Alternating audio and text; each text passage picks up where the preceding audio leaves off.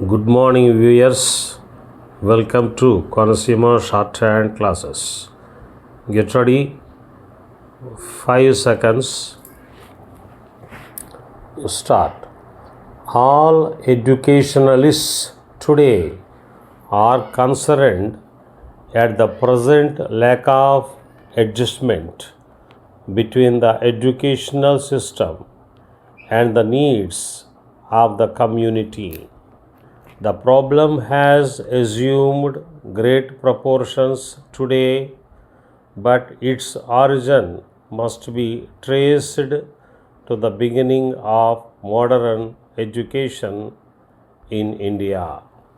When the modern system of education was devised for the country, sufficient attention was not paid to our needs and ideals. There was no national government, and hence the system of education that was built up looked more to the needs of the government than to the needs of the people of the country.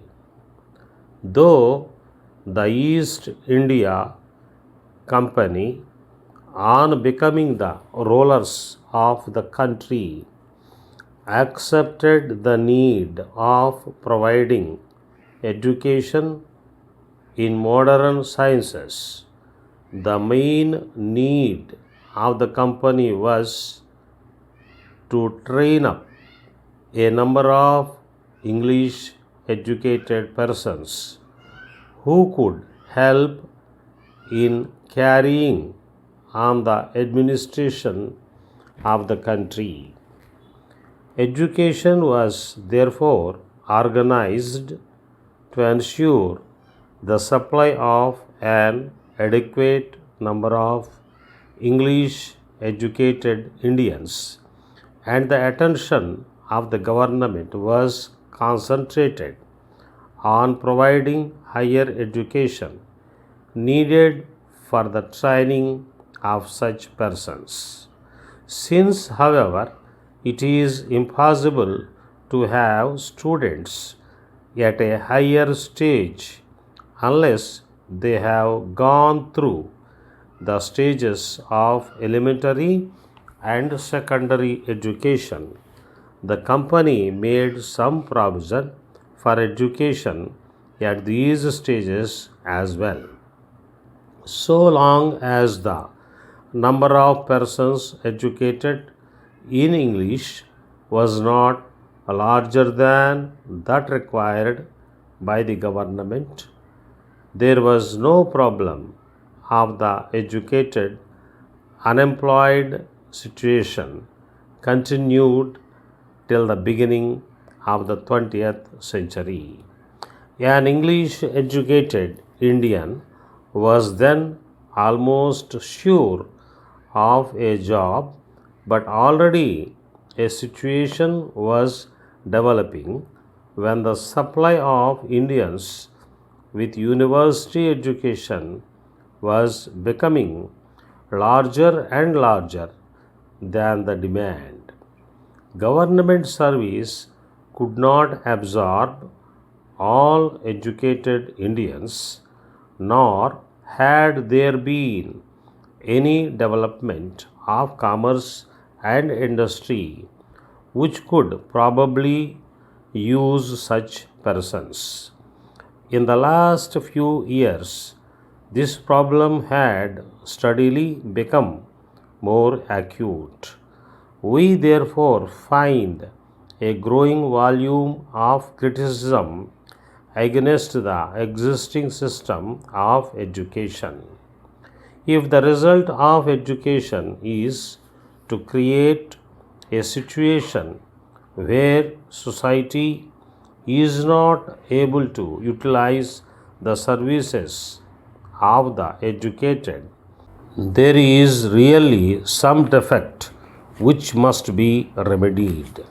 Increasing stress is now being placed on technical education, but the position has not improved as there is no clear picture of how the national industries would develop. As a result, there is growing unemployment among educated persons. Since there is no alternative mode of utilizing them, there is growing volume of dissatisfaction in society and a sense of frustration among young men and women who have received the highest training available in the country. It is, of course, true that considering India's total population, the number of persons who are receiving higher education is by no means large. Since, however, the present state of the country's development in agriculture, industry, and commerce does not enable us to provide gainful employment even for this small number, it has become a burden for society. Today, our universities are like factories which are turning out products that do not conform to the demands of the society in either number or quality. It is therefore necessary to carry out changes in higher education which will enable society to utilize the talent and training of the men and women who are receiving education beyond the school stage. Dear Sir, the enclosed letter reached us this morning from your customer Mr. Raman. We have acknowledged receipt of the letter and informed him that we are asking you to deal with the matter. Please get into touch with Mr. Raman and arrange to visit his works as soon as possible. When you do so, we shall be glad if you will make a thorough inspection of the machine and, if possible, see the man who was in charge at the time of the breakdown and obtain from him all the information you can. We cannot understand what is again wrong with this machine. It was thoroughly tested and it was in perfect order before it left our works. Two of our men went to Mr. Raman's works to set up the machines and they spent 3 days instructing the operator and putting the work on a satisfactory footing.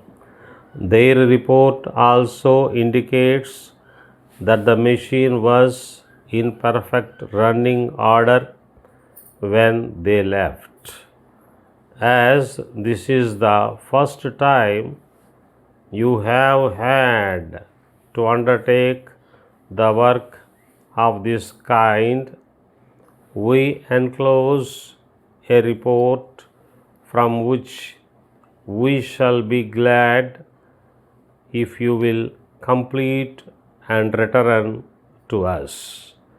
If you have any helpful suggestions to make about the carrying out of any necessary repairs, we shall be very glad to have them, as we are anxious that this matter shall be settled with as little delay as possible. Yours faithfully,